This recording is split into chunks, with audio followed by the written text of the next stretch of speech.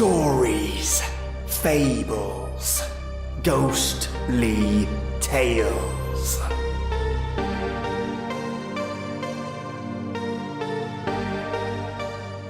Welcome, my creepy-licious listeners. I have for you today a very unique story by none other than Shannon Higdon. Shannon is a fantastic author and has written some of the creepiest stories I know, and also some of the most tongue-in-cheek stories I know, with morbid comedy written into their scenarios. Today I have for you a creepypasta written by Shannon Higdon titled Bottom of the Ninth, and as usual he does not disappoint. I've read this a couple of times myself and had a solid laugh during it, so much so that I wanted to share it with you all. What happens when a baseball game decides the fate of our planet? Well, let's find out. Turn the lights off, the sound up, and get ready for something different.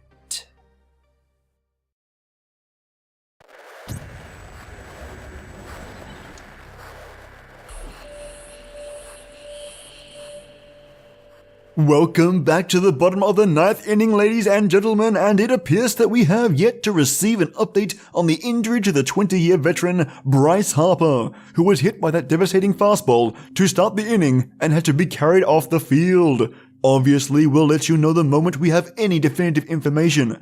That blazing fastball has been this pitcher's bread and butter all night. Completely unhittable. Completely, Keith! As Harper, who would have represented the first base runner of the game for the home team had he been able to stay in the game, might have paid the ultimate price for the first mistake this pitcher has made the entire game after getting drilled in the chest.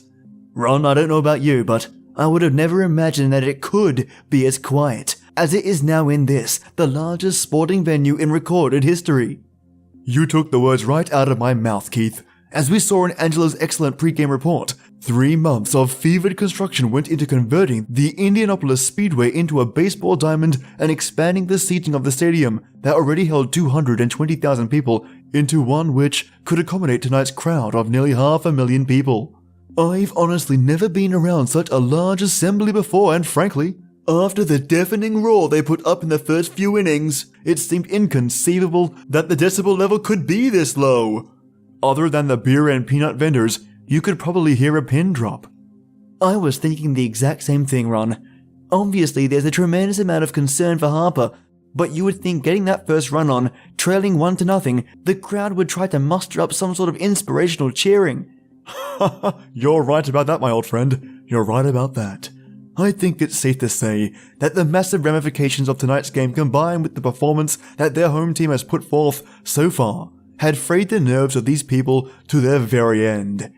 This record crowd may not be making a lot of noise at this point, but no one's left the stadium as of yet. Mostly they're in a state of shocked silence. I'm seeing a lot of fingers being bitten to their quicks, and butts barely clinging to the edge of their seats. The importance of tonight's very special game isn't lost on anyone here tonight, or the millions watching on television in North America, or the billions anxiously observing online from all around the globe. The tension is palpable. That being said, as dominant as the pitching has been for the visitors, it's still only a 1-run game. If we can somehow manage to scratch out a single run, Keith, then I think everyone would be perfectly happy to stick around for extra innings. Well, Ron, I think you're probably right. Given that the viewers of this amazing spectacle are fully aware that this might be the last baseball game they'll ever get to see. Well, I don't think anyone's in too big a hurry to call it a night. Well said, Keith. Well said. So, folks, with speed demon Charlie Rucker standing on first base, and another long-tenured veteran, Aaron Judge, slowly making his way to the box, we'd like to remind you that the first out of the 9th inning is brought to you by Bare Steel Ladders. Bare Steel Ladders, when you absolutely have to get to the top. I have a bare steel ladder in my garage, Ron. Really? Yeah. I didn't know that. How do you like it? Oh, it's great. I find myself looking for excuses to climb it. Well, that makes sense, Keith. Yeah, I can honestly say that I'll never use another ladder. Well, if our boys are unable to put off this 9th inning miracle, that might be a moot point. So true, Ron. Although Jim in the truck is telling me that, given the circumstances, we probably shouldn't joke about it. That makes sense, Keith. And if I gave a damn anymore, I probably wouldn't. Anyway, Judge, gloves adjusted, has settled into the box. He's doing his best to stare down the pitcher, but the effect is probably diminished after the night he's had so far. 4-4 at bats with 4 strikes out.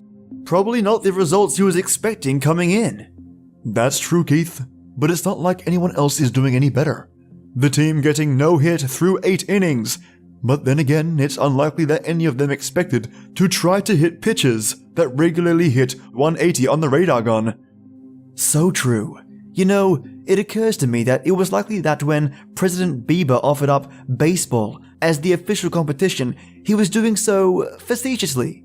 However, when they immediately accepted, I think the majority of people around the world felt confident that it might actually have been a wise decision. The president's sarcasm aside. After all, it was a sport that they were completely unfamiliar with, and by looking at them, well, baseball players, wasn't exactly an impression that leapt to mind.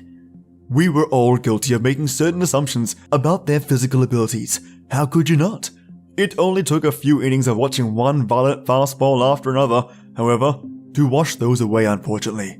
Speaking of which, Praxis 2187 goes into his, I don't know, are we still calling it a wind-up run?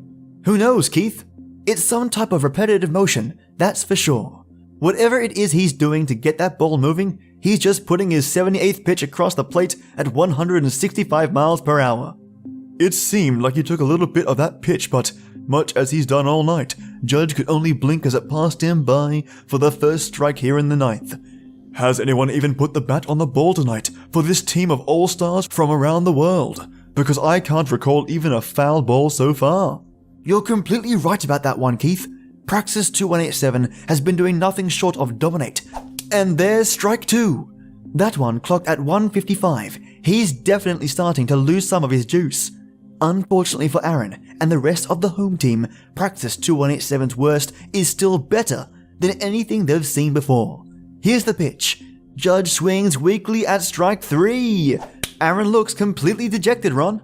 Well, Keith, if you look up and down the bench, he's got the same expression they all do. There was a lot of excitement in that clubhouse before the game, but after a few innings of seeing what this guy was throwing at them, it was almost as though they knew they were going to lose before the first run was scored.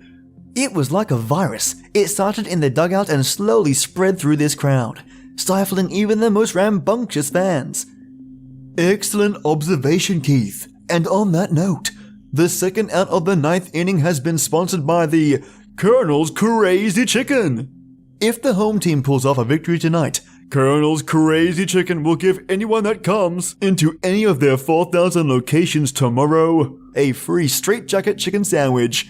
You'll need to arrive at your local CCC at exactly 2:27 p.m. to claim your free sandwich. Colonel's Crazy Chicken. We're not KFC. I eat at CCCs at least once a week.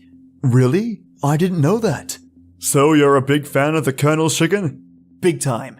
I love the Asylum Mega Meal. That's great, Keith. I'll have to try that one myself. Hopefully I'll be able to claim that free sandwich tomorrow. Although we are running out of chances. With only 2 outs left to try and even this thing up, Willie Gelstar steps to the plate. Gelstar's pinch hitting for 2-time MVP, Dwayne Paulson, who's wearing the same golden sombrero that the rest of tonight's starters have on. Regardless, I'm not really sure why they would pinch hit for Paulson's here. Ron, they're telling me that the coaches tried to get Dwayne to go back out there. He's become so despondent that he's completely non-responsive to any outside stimuli. The manager has told us, and I quote, "He's fled to his deepest recesses where we are no longer able to contact him." Well, that clears that up then, Keith. Makes perfect sense. Thanks for staying on top of things for us. If you think about it, it really is kind of hard to believe. On paper, this looks like the greatest team ever assembled on one field. You can throw all the analytics out the window for this one, Ron. I can tell you. As a hitter, it's got to be nearly impossible to put good wood on pitches coming in that fast, let alone put the ball in play. That doesn't even touch upon the difficulties the hitters have been having just trying to pick up the ball's release point. While Praxis 2187 has been using the same appendage to pitch with each time, his other two, what do we decide to call them? Tentacles? Anyway, his other two do an outstanding job concealing the ball. All of the waving and flopping that they produce, as well as whatever the hell those things are dangling from his head, can be very disorientating. It's chaotic, Keith. It reminds me of when my dog Baxter shakes his favorite chew toy. Agreed. Very chaotic. I have a cat though. His name is Hernandez. Really? I didn't know that. That's great, Keith. Cats are really top-notch. Galestar watches as strike one sails past him. Wow, that pitch came in at a mere 120 miles per hour. Even though we were all starting to believe it wasn't possible, it looks like the pitcher is finally beginning to tire. But is it too late to matter, Ron? I don't know, Keith, but the velocity has dropped significantly with each pitch he's thrown this inning. It also seems that the away team has nobody warming up in the bullpen either. And there's strike two! That's true, Ron, but if you recall, Praxis 2187 didn't warm up either. He just kind of flopped his way out to the mound and started throwing bullets. To look at them, you'd think they'd be more at home in water than on land. Makes me crave calamari for some reason. But it's not like it's been necessary for any of their fielders to actually move any in this game so far anyway. So who knows if they can actually field the ball? It's been the Praxis 2187 show from the very beginning. And there's strike three, Keith, as Willie cracks his bat across his knee in disgust, snapping it in two. That's an impressive show of strength, Ron. And anger. Indeed, Keith. If you recall, in his pre-game interview, Willie said his motivation in this game was coming from his mother and younger sister. For several days after the game was announced and scheduled, Galestar had vivid nightmares of the beloved woman in his life in chains as slaves or worse, being put on that list the visitors called the menu. Ron, I think it's safe to say that we're all hoping to stay off that list.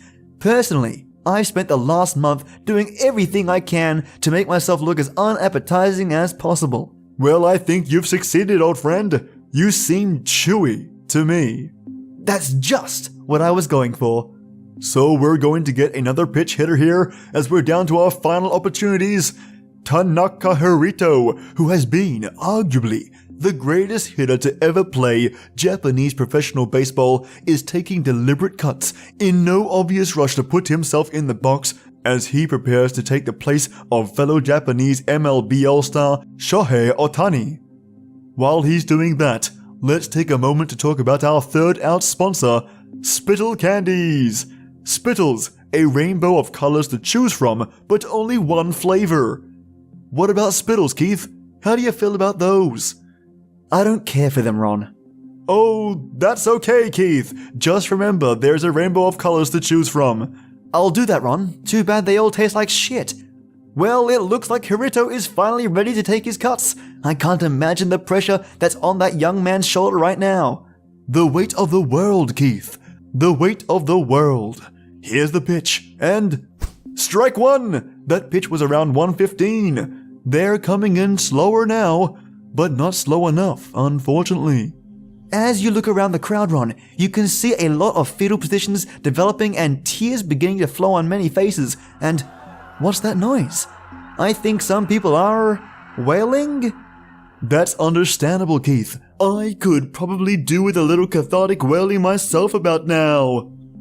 The pitch. Strike two! We are down to our final strike, ladies and gentlemen. Keith, on a personal note, I'd like to say that the last 20 years in the broadcast booth with you have been the happiest of my life.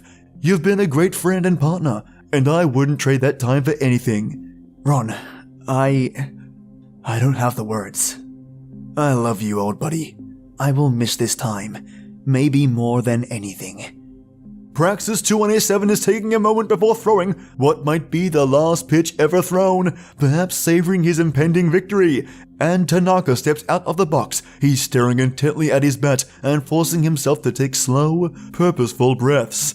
He's trying to keep his composure, Ron. I think we all are, Keith. Ladies and gentlemen, I know we've already said it a couple of times, but they want me to reiterate one more time. Do not try to fight back against the new overlords if we lose tonight's game.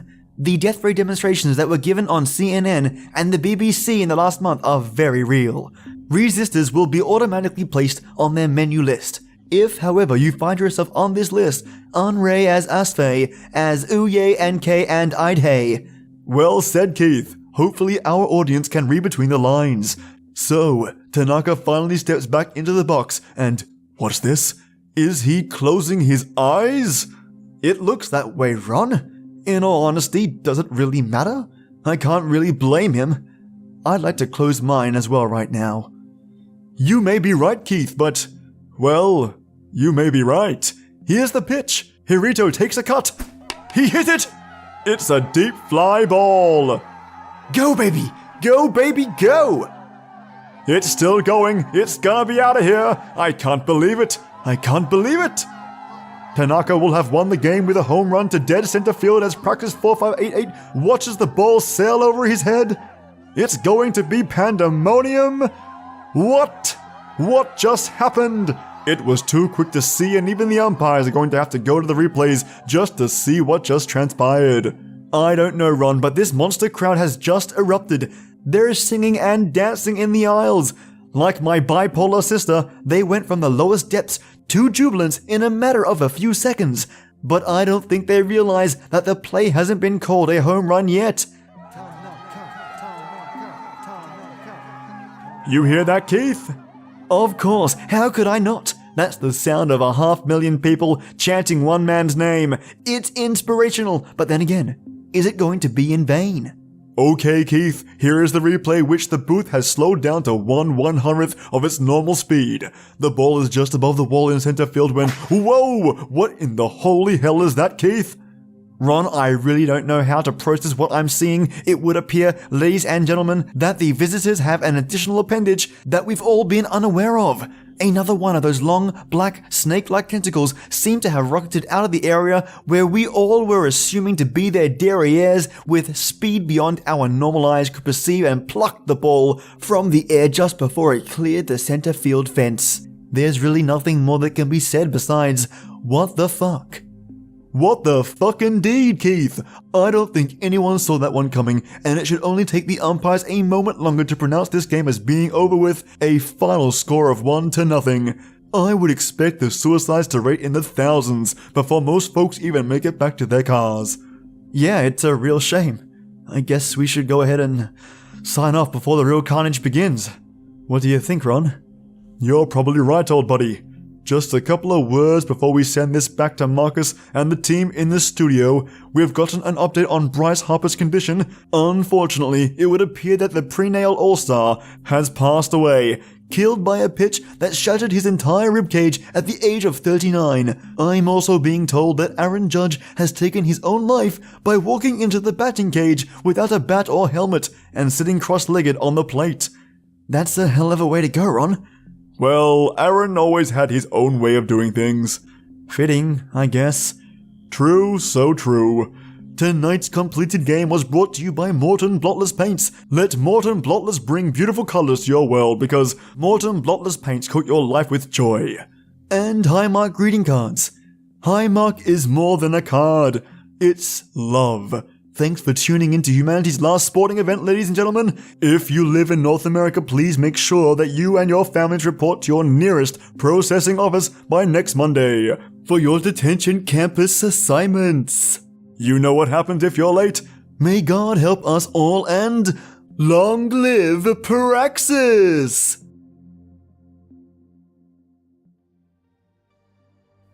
What a fantastic story. A huge thank you to Shannon Higdon for writing such a fantastic story and hitting the proverbial ball out of the park as always, mate.